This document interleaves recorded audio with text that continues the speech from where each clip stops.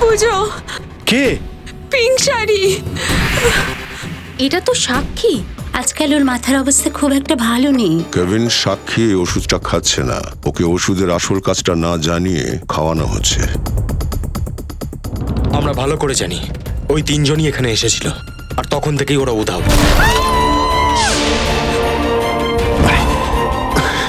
পিছনে সরে যান।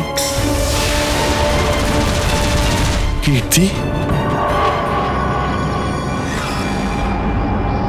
স্যার, ও মারা গেছে। স্যার, আমি ওকে দেখেছি, টেরেসের ওপর থেকে এখানে পড়েছে। স্যার, আমাদের এই কেসটাতে এই একমাত্র সাক্ষী ছিল। অপরাধী একেও মেরে ফেললো। ও ছতলায় ছিল, আর ঠিক তার ওপরেই ছাদ। হয়তো ঈশিতা কিছু বলতে পারে এক্স্যাক্টলি কি হয়েছে। সচিন, বডিটাকে পোস্টমর্টমে পাঠিয়ে দাও। কেভিন, তোমরা রুমটা ভালো করে দেখো, আমি টেরেসে যাচ্ছি।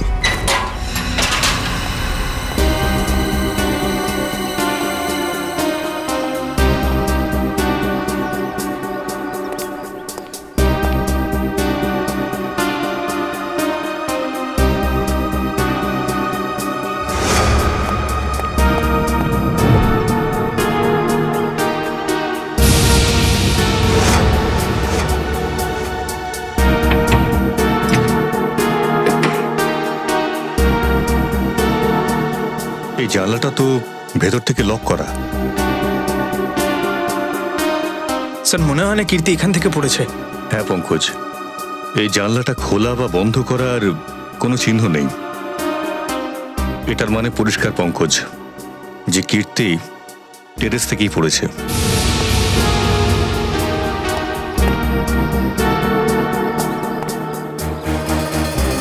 জুতোর চিহ্ন। স্যার, স্যার ওই লোকটা ঠিকই বলছিল স্যার। কীর্তি ওর রুম থেকে পড়েনি স্যার। ওর রুমের সমস্ত জিনিসপত্র একদম ঠিকঠাক জায়গাতেই রয়েছে। ইনফ্যাক্ট জানলাটাও ভেতর থেকে লক করা। ও পড়ে যায়নি, ওকে ফেলে দেওয়া হয়েছে। এই দেখো, এই জুতোর চিহ্ন দেখতে পাচ্ছ? মানে এখান থেকে ওকে ধাক্কা দেওয়া হয়েছে।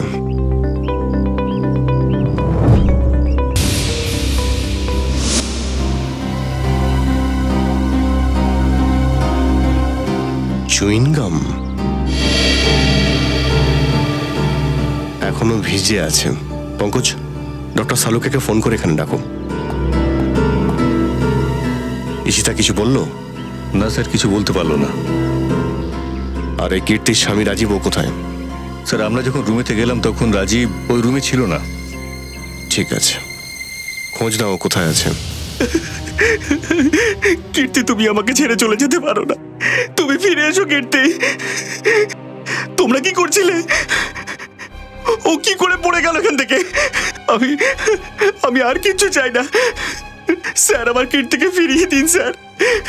কীর্তিকে ছাড়া আমি বাঁচবো না, আমি মরে যাবো স্যার। আই এম সরি, আমাদের একজন অফিসার থাকা সত্ত্বেও এই দুর্ঘটনা ঘটে গেল। তাছাড়া রাজীব বাবু, আপনি ওই সময় কোথায় ছিলেন? আমি ওনাকে ওষুধ আনার জন্য কেমিস্টের কাছে পাঠিয়েছিলাম। হ্যাঁ স্যার, আমি ওষুধ আনতে গেছিলাম আর ফিরে এসে দেখলাম যে। আর আপনি কোথায় ছিলেন? স্যার, আমি রুটিন চেকআপে ছিলাম। নার্সকে ওষুধ কি করে দিতে হবে সেটা বুঝিয়ে আমি অন্য পেশেন্টদের দেখতে চলে গিয়েছিলাম। আপনি কোথায় ছিলেন?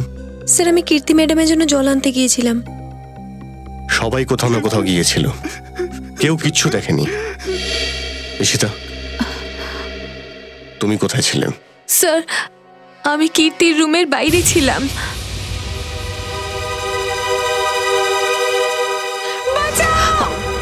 কি এভাবে চেঁচাচ্ছে? যখন আমি ওখানে পৌঁছলাম তখন ওখানে কেউ ছিল না। ওই মহিলার চিৎকার করার একটা প্ল্যান ছিল, তোমাকে ওখান থেকে সরিয়ে নেওয়ার। তুমি তোমার ডিউটি ঠিক করে করোনি ঈশিতা। তুমি যদি অ্যালার্ট থাকতে তাহলে কীর্তি এইভাবে মারা যেত না। তোমাকে সাসপেন্ড করা হচ্ছে। তোমার ফিরে আসার সিদ্ধান্ত এসিপি স্যার নেবেন। রেডি? শ্রেয়া পুরবী সারিকার মোবাইলের লোকেশনের কোনো পরিবর্তন হয়েছে? আরে না স্যার, ভিনবার বাড়ার পরে ওদের তিনজনের ফোনের কোনো সিগন্যালই পাওয়া যাচ্ছে না। তার মানে ওরা তিনজন কোনো বড় বিপদে পড়েছে। আমরা তো এখন মুম্বাইয়ের উত্তর পূর্ব দিকে যাচ্ছি। আমার মনে হয় না সে যেই হোক না কেন আমাদের অফিসারদের শহরের বাইরে নিয়ে যাওয়ার মতন রিস্ক নিতে যাবে। হ্যাঁ স্যার, ওই জায়গাটা খুব শুনশান, ওখানেই হয়তো রেখেছে ওদেরকে।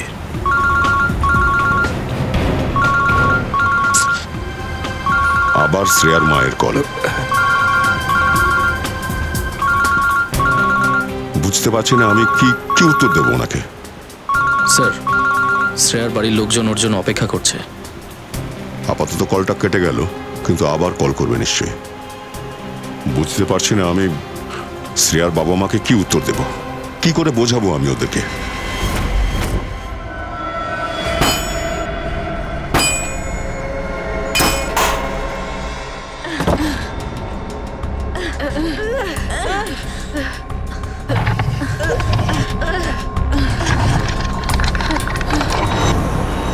এই যে ও ভাই, এদেরকে কি দেখেছো এখানে কোথাও আশেপাশে? না না স্যার। দেখোনি? দেখোনি? থ্যাংক ইউ, চলো। থ্যাঙ্কস।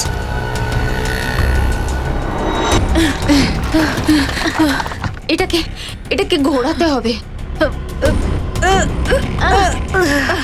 সারিকা সাবধানে। সাবধানে বসছি। সাবধানে শ্রেয়া, সাবধানে সাবধানে দেখে। হ্যাঁ, রাস্তা পরিষ্কার। সামলে।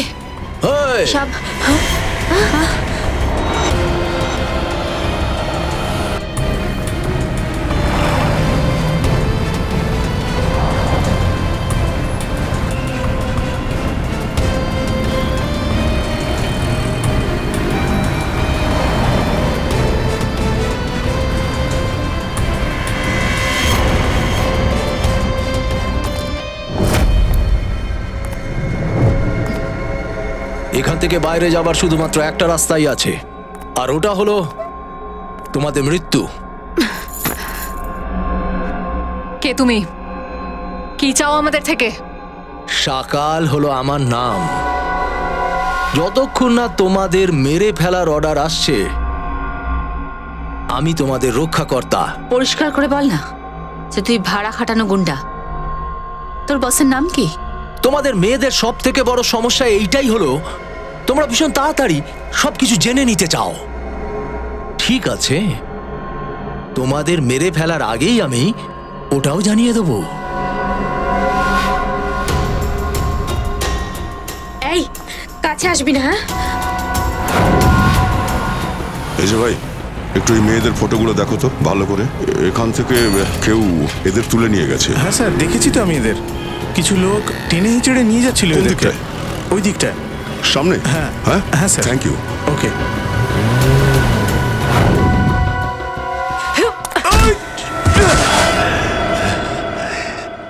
এই, ধর তো ওদের।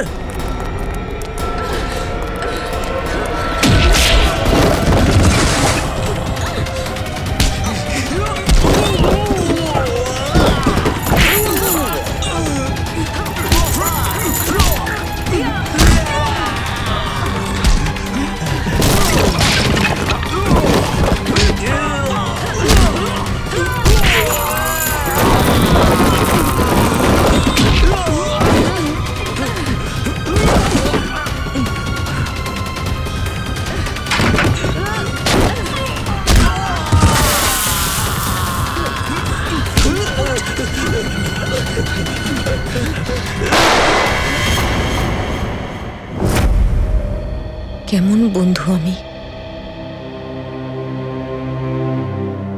শেষবারের মতো নিজের বন্ধুকে দেখতেও যেতে পারলাম না, একটু দেখতেও পেলাম না ওকে।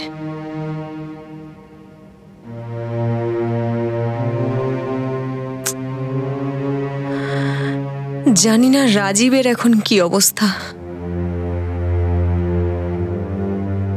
আমি তো একবারও ফোনও করিনি ওকে। একবার ফোন করি রাজীবকে।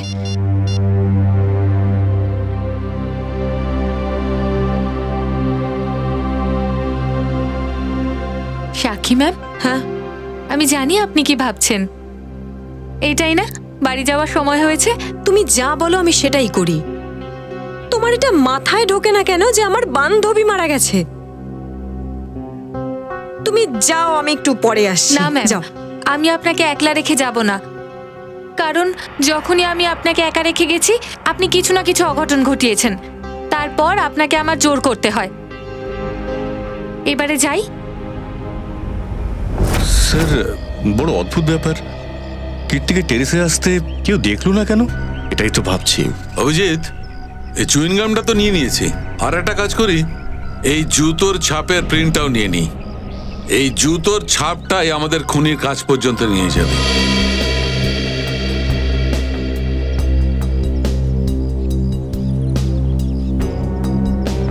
জুতোর চিহ্ন এইভাবে উল্টোভাবে রয়েছে, মানে ওই লোকটা অনেকক্ষণ ধরেই এখানে দাঁড়িয়েছিল আর কীর্তির জন্য অপেক্ষা করছিল। একদম ঠিক বলেছে অভিজিৎ। আর ও এত আরাম করে এখানে দাঁড়িয়েছিল যে ওর কাপড়ের রোঁয়াগুলো নিশ্চয়ই এখানে লেগে আছে অভিজিৎ।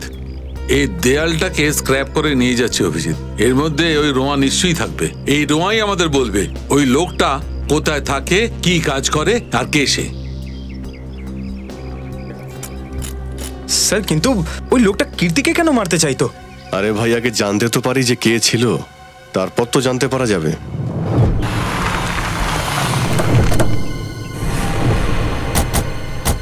ওই লোকটা যা যা বলল সেই হিসেবে তো এই জায়গাটাই হওয়া উচিত। স্যার, ওকে জিজ্ঞেস করি।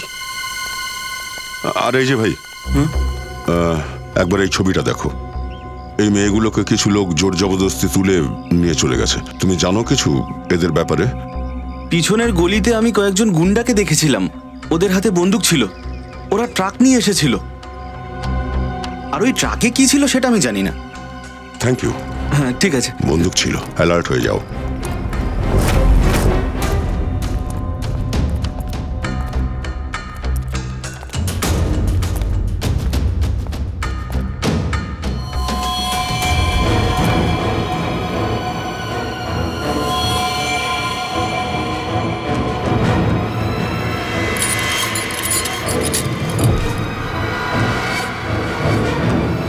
রক্ত।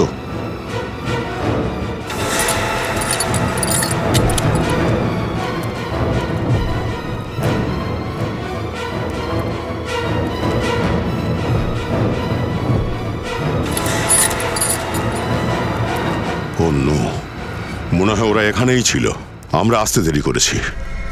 ওদের চেন দিয়ে বেঁধে রেখেছিল এখানে। কে জানে এখান থেকে ওদের কোথায় নিয়ে গেছে। একটা কাজ করো, আশেপাশে দেখো, খোঁজো সবাই, কুইক।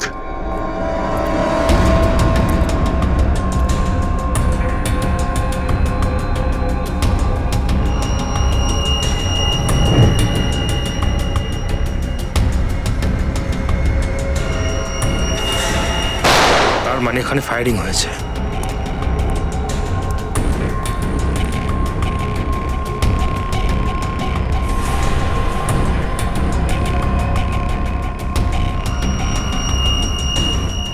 শ্রেয়ার ঘড়ি।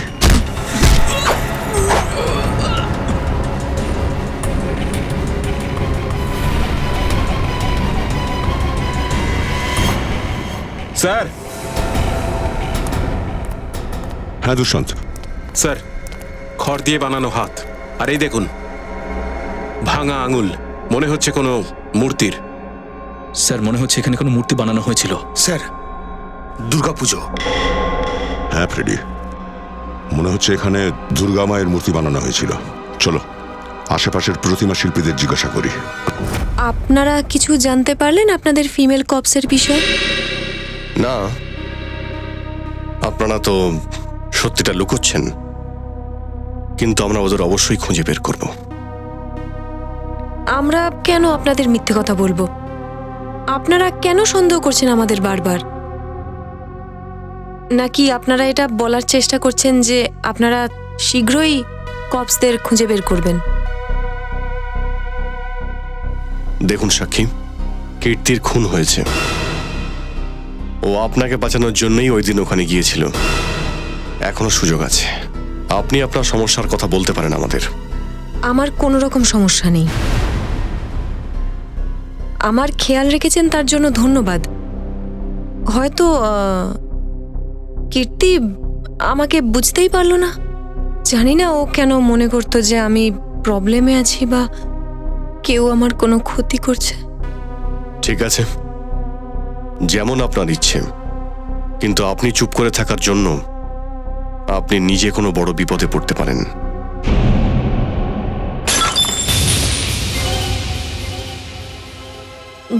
আমার ছেলে জেগে গেছে, 2 মিনিটে আসছি।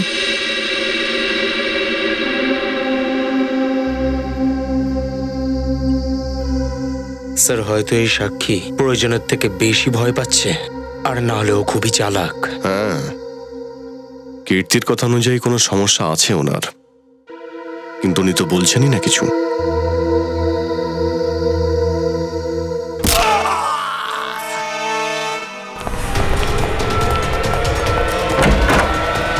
স্যার, সাক্ষী আমার বাবাকে মেরে ফেলেছে স্যার। স্যার,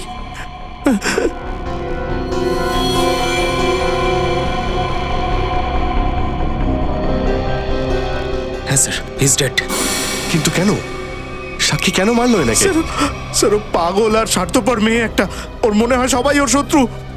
বাবা তো ওকে বোঝাচ্ছিল যে কেউ যদি ওকে কোনো সমস্যা ফেলে তাহলে যেন আপনাদেরকে সেটা বলে, কিন্তু স্যার ও তারপরে ওই ফ্লাওয়ার ভাসটা তুলে ওনার মাথায় মেরে দিল স্যার। আমি আপনাদের ডাকতেই যাচ্ছিলাম আর সেই সুযোগ নিয়ে ও ওইখানটা দিয়ে পালিয়ে গেছে স্যার। পালিয়ে যাবে কোথায়? দয়া, কীর্তির পোস্টমর্টম রিপোর্ট থেকে না তো কোনো ড্রাগ পাওয়া গেছে, না কোনো ভেতরের চোটের চিহ্ন। যা চোট আছে ওটা শুধু বাইরেই আছে, ওপর থেকে পড়ে যাওয়ার কারণে। আর কীর্তির মৃত্যুটাও ওপর থেকে পড়ার কারণেই হয়েছে। ডক্টর সালুকে ওই টেরেস থেকে আমরা যে জুতোর ছাপ পেয়েছি আর কাপড়ের রোঁয়া আর চুইং গাম, সেটা থেকে খুনির ব্যাপারে কিছু প্রমাণ পাওয়া গেল? হ্যাঁ দয়া, ওই চুইং গামটা ডিএনএ টেস্ট করে জানতে পেরেছি যে খুনি কোন একজন পুরুষ, মহিলা নয়। স্যার, আপনি সাদা কাপড়টা নিয়ে কি করছেন? বস, ওই টেরেস থেকে আমরা যে কাপড়ের রোঁয়াটা পেয়েছি সেটা এত সূক্ষ্ম, এতই ছোট যে খালি চোখে দেখাই মুশকিল। সেই জন্য আমি সমস্ত রোঁয়াগুলোকে এক জায়গায় করে এই সাদা কাপড়ের উপর রেখেছি। এবার দেখো আমি কি করি।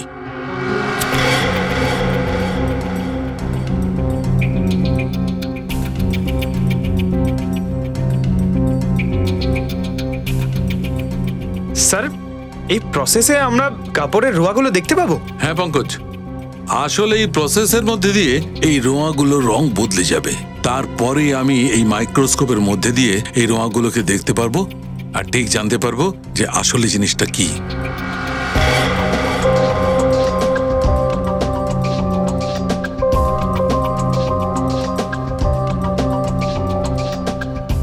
মনে হচ্ছে এইবার রোঁয়ার রং বদলে গেছে।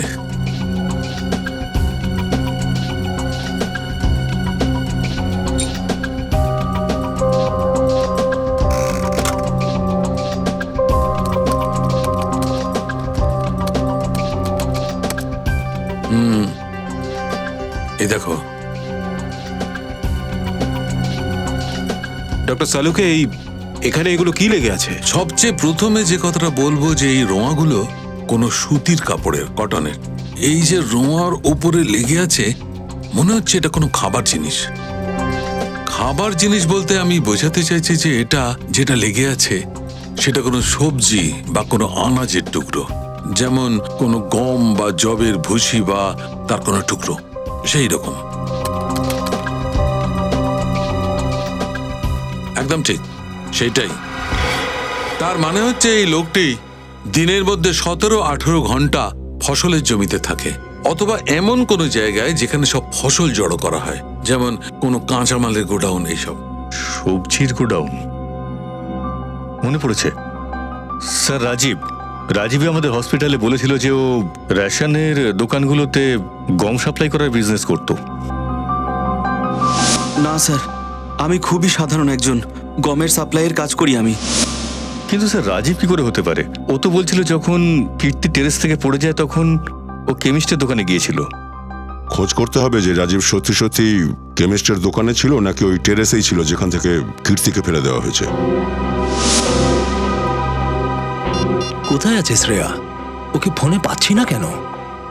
কাকে ফোন করছো? শ্রেয়াকে ফোনে পাচ্ছি না। আরে ও কোথাও ব্যস্ত আছে, সেই জন্য ফোন ওঠাচ্ছে না, তুমি চিন্তা করো না। আরে কালোর আশীর্বাদ, ও যে এখনো ফিরছে না তার জন্য আমি খুবই চিন্তিত হয়ে পড়েছি।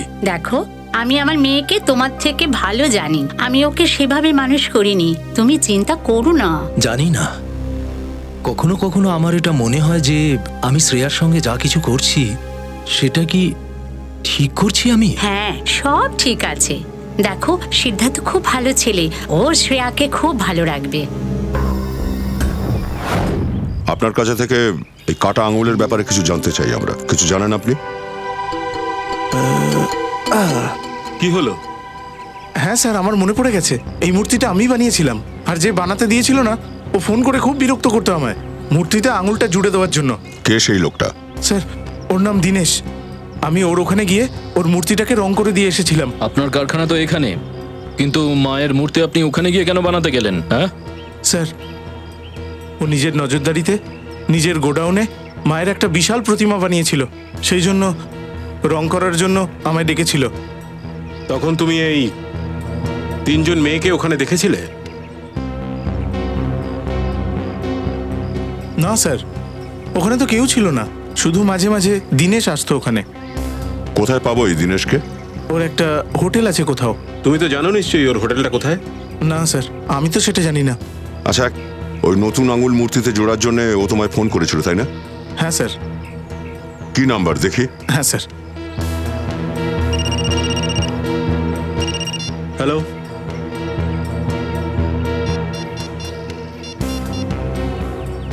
আচ্ছা ঠিক আছে, ওকে।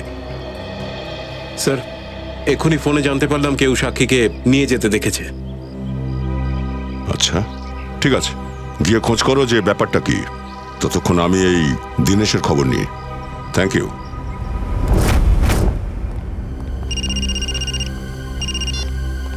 ইয়েস স্যার, আমরা রাজীবের গোডাউনে পৌঁছে গেছি স্যার। না, ও জানে না যে আমরা এখানে স্যার। ভাই শোনো সাহেব, কার সঙ্গে দেখা করবেন? রাজীবের সঙ্গে দেখা করতে চাই। এখনো তো রাজীব বাবু আসেননি। কোনো ব্যাপার না, অপেক্ষা করবো না হয় তোমার রাজীব বাবুর জন্য, এক্ষুনি এসে পড়বে।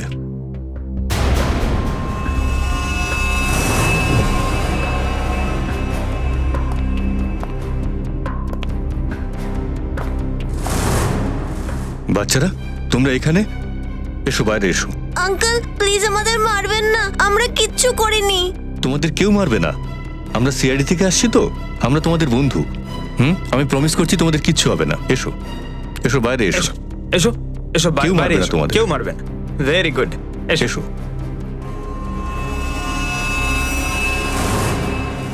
কাদের বাচ্চা এরা? এরা গোডাউনে কি করছে? বাচ্চারা, কে নিয়ে এসছে তোমাদের? যে আঙ্কেল এখানে রোজ আসেন, উনি এনেছিলেন আমাদের গ্রাম থেকে। উনি বলছিলেন আমাদের নাকি ভালো কাজ দেবেন। সাহেব, এতে আমার কোনো দোষ নেই। রাজীব বাবু কোথাও থেকে ছেলেগুলোকে ধরে আনেন আর তারপরে কোথাও ছেড়ে দেন। কার দোষ আছে আর কার দোষ নেই সব জানতে পারা যাবে। মনে হচ্ছে তোমার রাজীব বাবু এসে গেছেন। চলো অতিথি আপ্যায়ন করে আসি। আসুন আসুন আসুন রাজীব বাবু আসুন, আমরা আপনার জন্য অপেক্ষা করছিলাম। স্যার, আপনারা এখানে? আগে হ্যাঁ, আমরা এখানে। আমরা ভাবলাম যে আপনাকে এটা বলে দিই যে আপনার স্ত্রী কীর্তির হত্যাকারীকে তা আমরা জানতে পেরে গেছি। আচ্ছা তাই, কে সেই লোকটা? আছে একটা লোক যে রেশন সাপ্লাইয়ের কাজের সঙ্গে সঙ্গে বাচ্চাদের সাপ্লাই করার কাজও করে থাকে। আর আপনার থেকে ভালো এরকম মানুষকে আর কে চেনে বলুন তো? এটা আপনি কি বলছেন স্যার? আমি তো কিছু বুঝতে পারলাম না। অদ্ভুত ব্যাপার, এখানে কেউ কিছু বুঝতেই পারে না। পঙ্কজ, ওকে বোঝাও তো। এই দেখো, এই বাচ্চাগুলোর দিকে তাকাও। আর রাজীব, আমরা এটাও জানি যে মহিলার আওয়াজ শুনে ঈশিতা করিডোরের দিকে দৌড়েছিল তাকে তুমি পাঠিয়েছিলে। হসপিটালের কেমিস্ট আমাদের বলেছে যখন কীর্তি উধাও হয় তখন তুমি ওর দোকানে ওষুধ নিতে যাওইনি, বরং চুপচাপ হসপিটালের পেছন দিকে রাস্তায় চলে যাও, পেছন দিকে। আর ওখান থেকে লাফ দিয়ে তুমি টেরেস চলে গেছিলে, তাই না? পুরোপুরি ধরা পড়ে গেছো, একেবারে ফেঁসে গেছো রাজীব। এবার পরিষ্কার করে বলো কেন তুমি মেরেছো কীর্তিকে? এবার পরিষ্কার করে বলো কেন তুমি মেরেছো কীর্তিকে? ও আমার সত্যিটা জেনে ফেলেছিল আর আমার বিরুদ্ধে প্রমাণ জোগাড় করার চেষ্টা করছিল, আর সেই কারণে ও সিআইডি কে ওখানে ডেকে পাঠায় বলবার জন্য।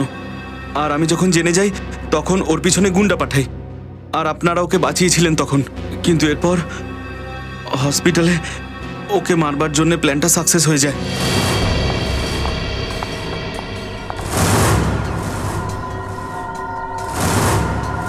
তুমি আমার কাজ নিয়ে খুব দুশ্চিন্তায় আছো না? আজকের পরে আর থাকতে হবে না। আমার মাথা ঘুরছে, আমি যাচ্ছি। আমার বিরুদ্ধে তুমি প্রমাণ আনতে চাইছো না? সব পর্দা ফাঁস করতে চাও, তাই তো? পর্দা? কিসের পর্দা রাজীব? বেশি ন্যাকামো করো না। তুমি সিআইডি কে সব কথা বলবে, তাই না? যে আমি রেশন দোকানের পেছনে বাচ্চা সাপ্লাই করার কাজ করি। কিন্তু দুঃখিত, এটা বলবার জন্য তুমি বেঁচেও থাকবে না। বোকার হদ্দ, বোকার হদ্দ তুমি রাজীব। কীর্তি তো তোমার আসল সত্যিটা ধরতেই পারেনি। ও তো শুধু আমাদের এটুকু বলেছিল আমরা যেন সাক্ষীর প্রাণ বাঁচাই, কারণ ওর প্রাণ সংশয়। ভুল করে ফেলেছো তুমি। হে ভগবান, আমি এটা কি করে ফেললাম? এরকমটাই হয় রাজীব। তুমি নিজের ভুলের জন্য তুমি নিজের হাতে তোমার নিজের স্ত্রীকে হত্যা করেছো, আর এখন এই অপরাধের শাস্তি তোমাকে আইন দেবে।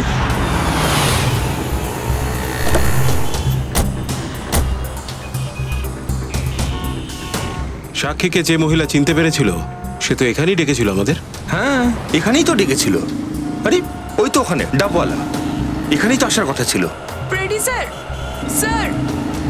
আরে ওই মহিলা আমাদের ডাকছেন। হতে পারে উনি যে আমাদের ফোন করেছিলেন। হতে পারে, চলো দেখি।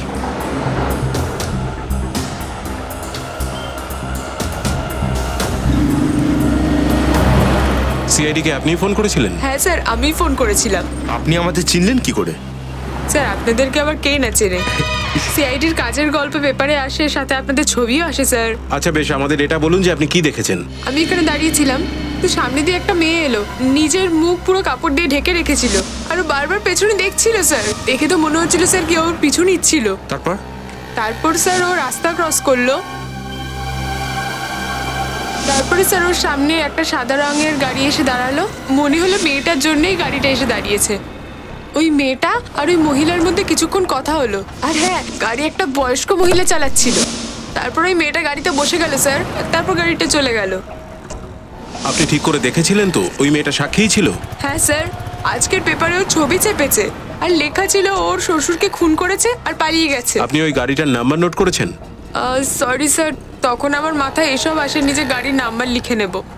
আচ্ছা, যেই বয়স্ক মহিলা গাড়ি চালাচ্ছিলেন তার মুখটা কি আপনার মনে আছে? চিনতে পারবেন তাকে? না স্যার, কারণ ও বড় কালো চশমা পরেছিল স্যার, তাই মুখটা ভালো করে দেখতে পাইনি।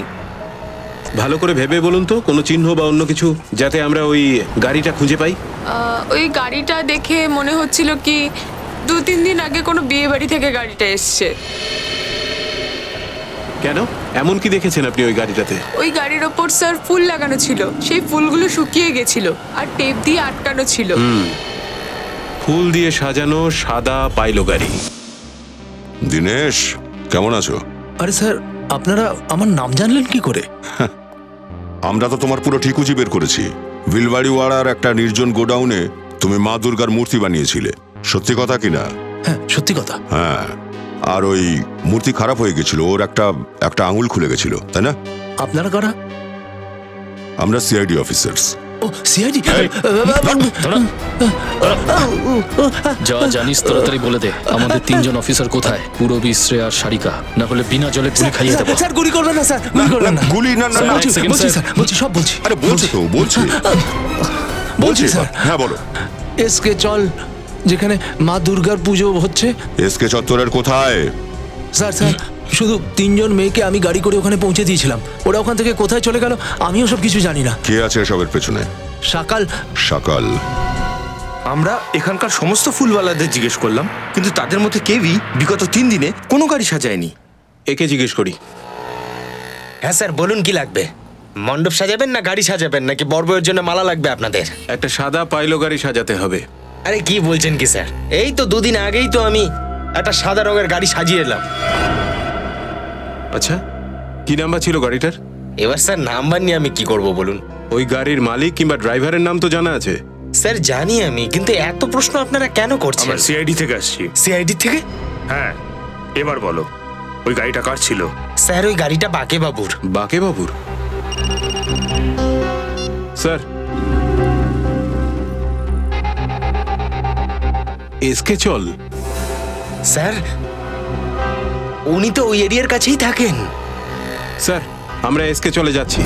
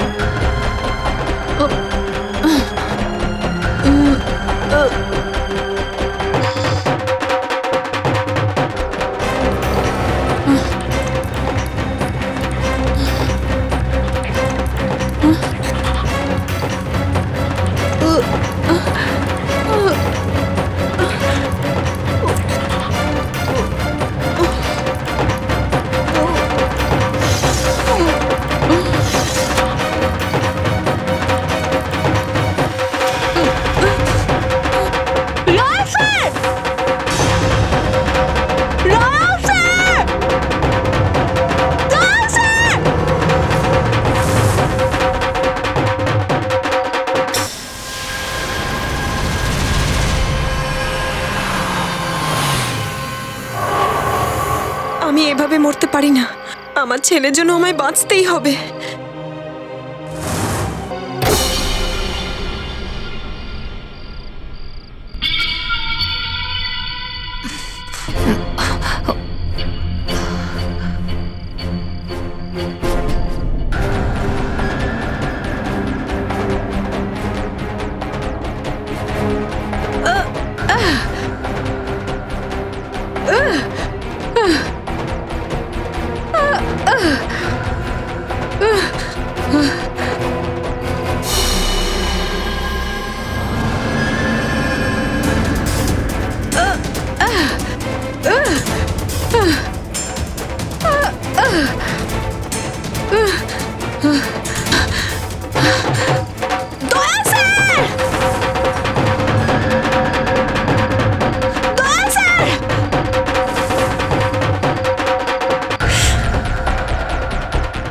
শ্রেয়া,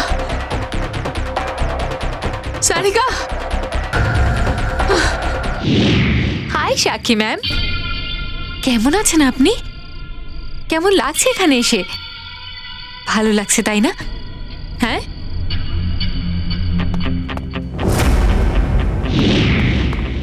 শ্রেয়া, সারিকা,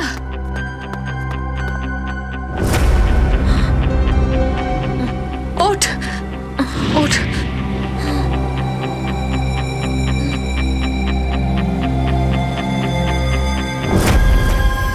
একটা খবর আপনাকে জানিয়ে রাখাটা ভালো। ওই যে একজন বয়স্ক মহিলা ছিল না, যার গাড়িতে আপনি বসেছিলেন,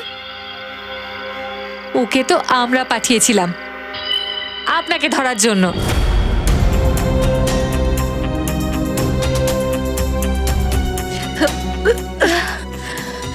আমরা কোথায়? কিচ্ছু বুঝতে পারছি না। কিন্তু আমি এখানে দয়া স্যারকে দেখেছি। এবার ওই সাক্ষীকে আমরা ছাড়বো না। চলো।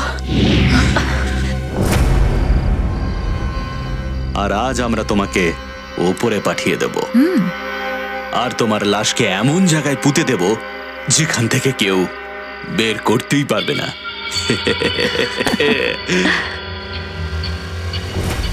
সার্থক!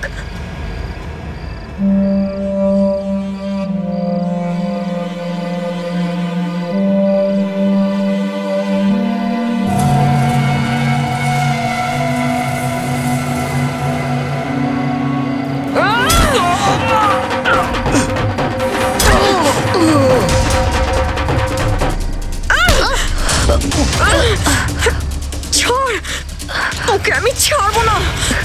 সাক্ষী, সাক্ষী,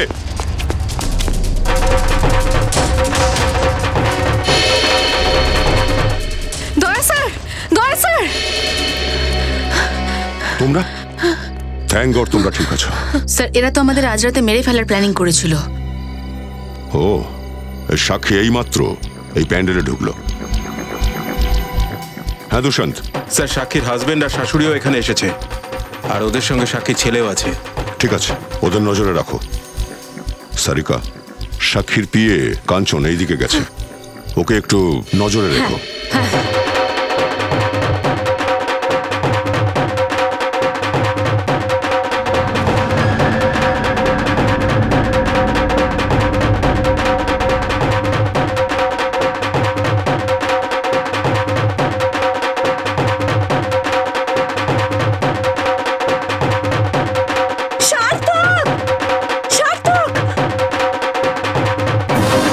সাক্ষী, তুমি যদি চাও যে তোমার বাচ্চাটা সুস্থভাবে বেঁচে থাকে, তাহলে সিআইডি অফিসারদের অপহরণের দায়টা নিজে নিয়ে নাও, নয়তো তোমার ছেলে কাল সকাল দেখতে পাবে না। আমি তোমাদের সামনে হাত জোড় করছি, আমার যা ক্ষতি করার করো, কিন্তু আমার ছেলেটার কোনো ক্ষতি করো না। আগে তুমি তোমার দোষটা স্বীকার করো। দোষ তো এবার তোমরা স্বীকার করবে। আরে স্যার, স্যার খুব ভালো হয়েছে আপনি চলে এসেছেন। স্যার, ওই মেরেছিল আমার বাবাকে। হ্যাঁ হ্যাঁ, ও একটা পাগল, ও একটা পাগল মেয়ে, আর নিজের ছেলেকেও মেরে ফেলতে চাইছে। ও একটা খুনি, খুনি। ও আমার স্বামীকেও মেরে ফেলেছে। আর জানেন, এই তিনজনকেও ওই কিডন্যাপ করেছে। আমরা সবটা জেনে গেছি। আমি আপনাদের কাছে হাত জোড় করছি, আপনাদের পায়ে ধরছি, প্লিজ আমার ছেলেটাকে বাঁচান। এরা দুজনে মিলে আমার ছেলেটাকে মেরে ফেলতে চায়। আপনাদের পায়ে পড়ি, আমি আমার ছেলেটাকে বাঁচান প্লিজ। স্যার স্যার স্যার, এই মেয়েটা পাগল, আপনি এর কথা শুনছেন? ওকে পাগল বানাতে চেয়েছিলে তো, এবার ও দেখাবে ওর শক্তি তোমার উপর। সাক্ষী, মারো একে, মারো বলছি একে।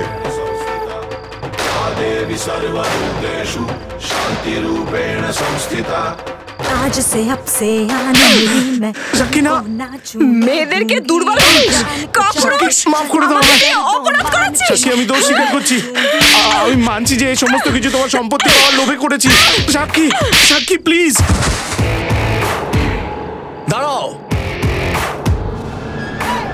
आज से अब से आन मेरी তুমি আবার কে? तुमको ना छूने दूंगी, जान को चाहे चलनी कर दो, मान को ना छूने दूंगी, छू के देखो मैं अपने भर लूंगी, पर छेड़ के देखो तुम मुझको, मैं तुमको नहीं छोड़ूंगी,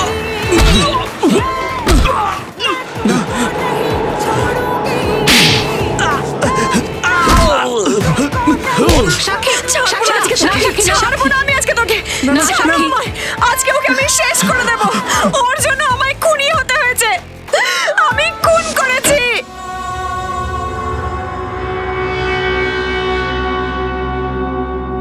তুমি পাগল টাগল হয়ে গেছো নাকি? বাড়িতে সিআইডি বসে আছে আর তুমি এসব ড্রামা করছো। ওনাদের যদি বিন্দু মাত্র সন্দেহ হয়, তাহলে তুমি জানো ওনারা কি করতে পারেন। সেই জন্যই আমি তোমাকে এখানে ডেকেছি। মনে রেখো, কোন রকম চালাকি করে ওদেরকে যদি কিছু বলো না, তাহলে তোমার ছেলে। দেখো, তুমি আমার যত ক্ষতি করার করো, কিন্তু আমার ছেলের একটা ক্ষতিও করবে না। চুপ, বাইরে যাও, সিআইডি লোকজন ভেতরে চলে আসবে। তুমি আমাকে হুমকি দিলে? তোমার এত সাহস? হ্যাঁ?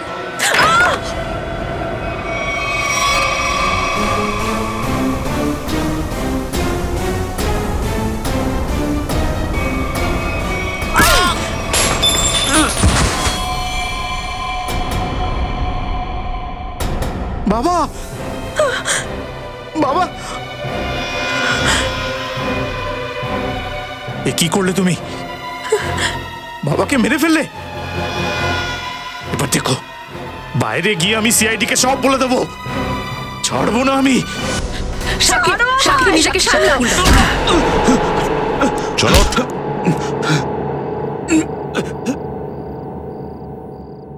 যখনই মহিলাদের উপর অত্যাচার বাড়বে, সে চণ্ডীর রূপ ধারণ করবে। একটা কথা সবসময় মনে রাখবে, এই জগৎটা ওদেরই সৃষ্টি।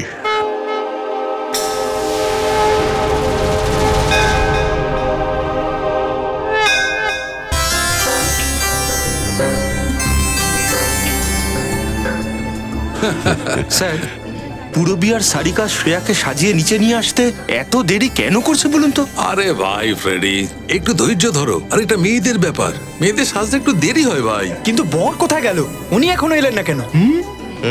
সেটা তো ঠিকই। এই দেখুন সিদ্ধার্থর আংটি।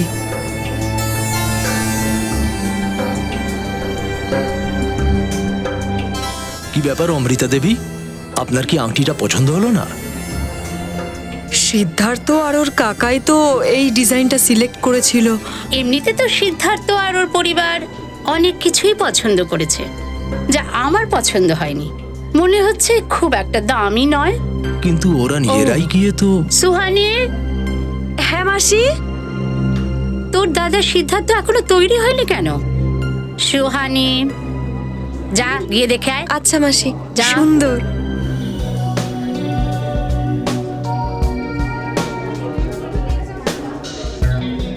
দুষ্যন্ত,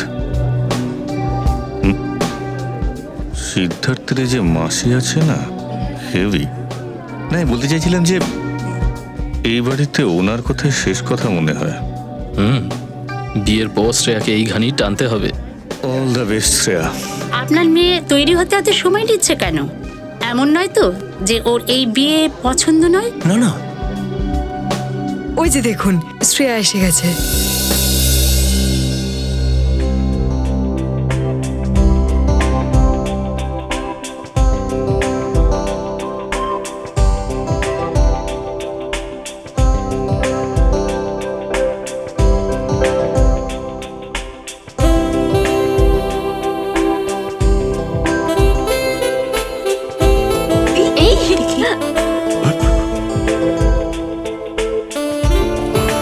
লেট হচ্ছে, চল চল এবার চল, দেরি হয়ে যাচ্ছে।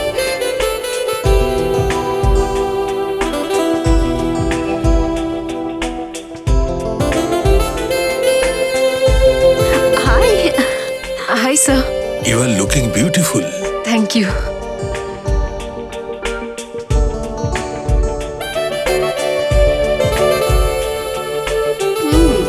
Congratulation Shreya. Thank you sir.